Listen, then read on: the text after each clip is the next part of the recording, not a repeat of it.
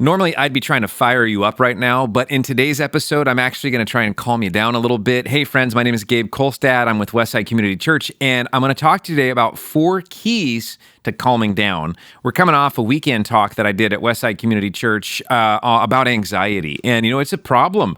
It's a problem in general. It's a problem in our world right now, and it's a problem this time of year. You might be experiencing some of that anxiety, which technically is like a pulling apart of yourself. Part of you is living in a different time zone, and you're trying to solve some problems, and you're not really all there. And one of the things that we learn about anxiety is that the real way to cure anxiety is through presence, but not just any presence. It's through God's presence. When we realize that God is present, it helps us to be present, and it helps us to lose our anxiety and exchange it for His peace. I love Christmas time because we do celebrate the coming of God to be with us, as Isaiah chapter 7, verse 14 in the Old Testament of the Bible prophesied. The virgin will conceive and will give birth to a son, and they will call him Emmanuel, which means God with us. I love that. God is with us. When Jesus showed up, He intended to change everything for us. I love the Psalm in the Old Testament of the Bible. It's Psalm 46:10, and it says, "Be still and know that I am God." Another version of that verse says, "Cease striving and know that I am God."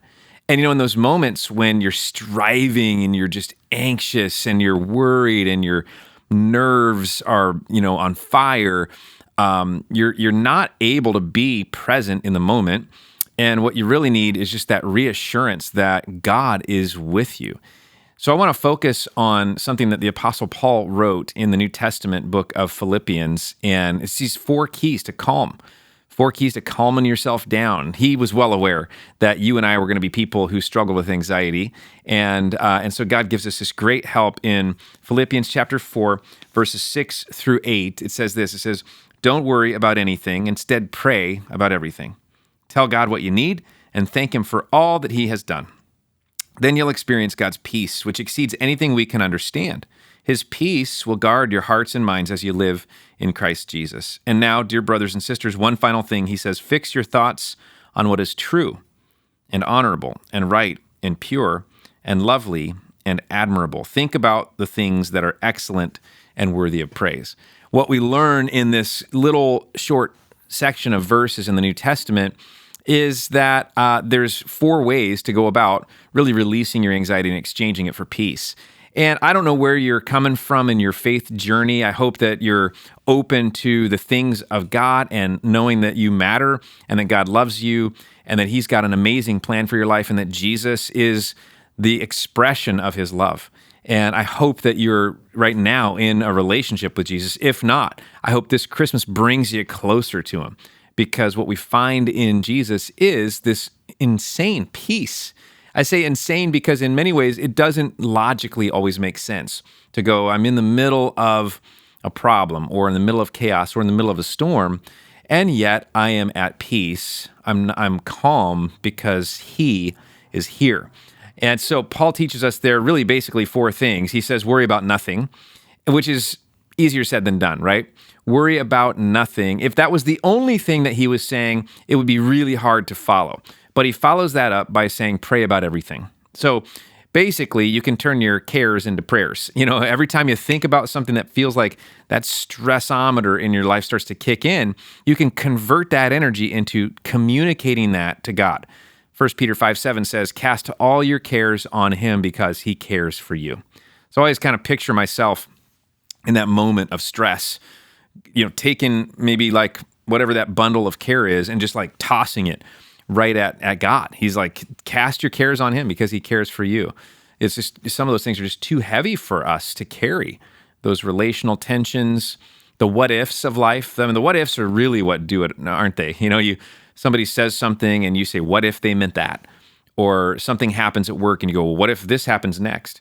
You read a news article and go, what if this happens in the world and everything turns upside down? And those are cares that you can turn into prayers. And so Paul says, worry about nothing. He says, pray about everything.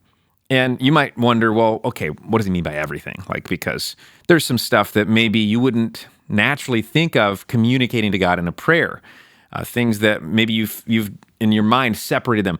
This is spiritual. This is not spiritual. Maybe God only cares about things that I would consider spiritual. The truth is, everything is spiritual in God's eyes. He created everything and everyone. And so everything about our lives concerns him and he cares about. So there is nothing that you could think of that would be a concern that he wouldn't want you to then pass on to him. Isn't that a kind of a freeing thought? Like literally every concern that you have, everything that feels like a weight to you, every single thing, he's going, pray about it. Worry about nothing. Pray about everything. He says, thank God in all things. That's the third key. You know, part of this is switching from concern to gratitude, switching from worry to joy and thankfulness.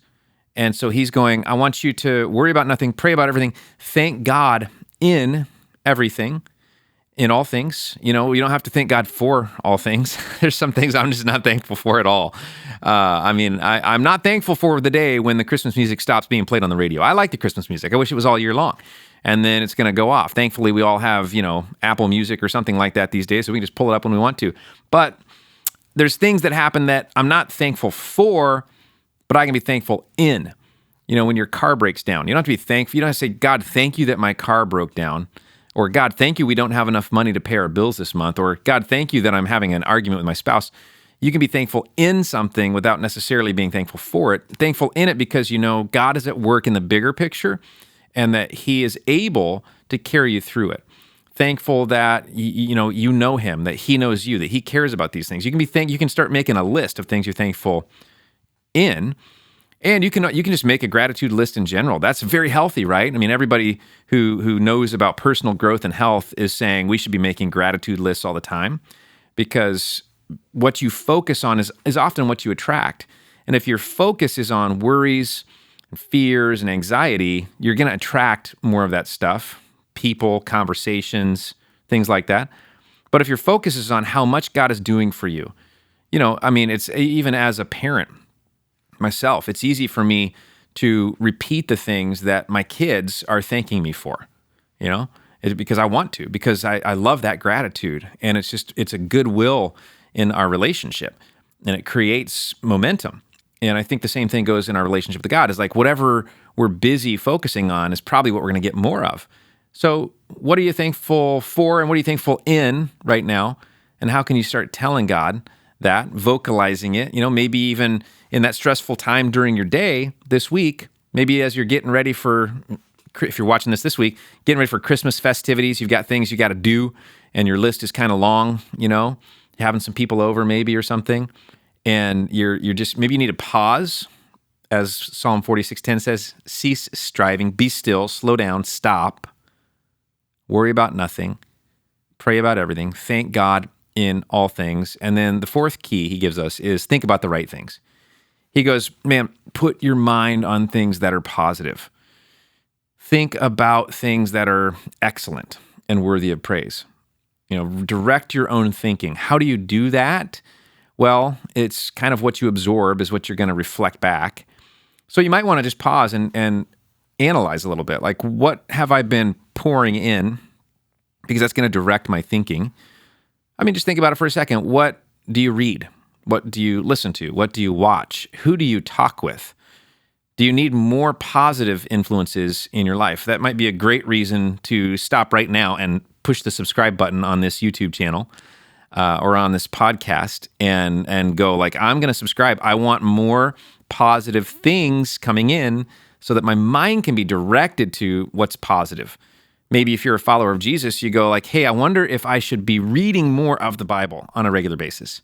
Just to stop maybe for 5 minutes and go, I'm just going to read this in the morning. I'm just going to absorb some truth and some hope, Maybe for you, you got to get that one friend who is going to be that positive hope person and spend a little more time with them. Ask them to go out to coffee, and just get around those kinds of positive things. Paul's saying, if you'll focus on things that are excellent and worthy of praise, it's going to help you turn your anxiety into peace.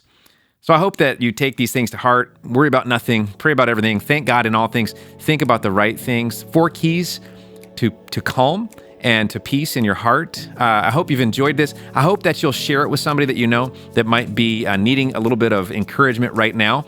And I hope that you'll pop by and see us at westsidecommunitychurch.com. You could join us for an online Christmas Eve service or a regular weekend service. You could join us right here on site at our campus in the Portland, Oregon area. We would love to hang out. And thank you so much for being part of this midweek motivation episode.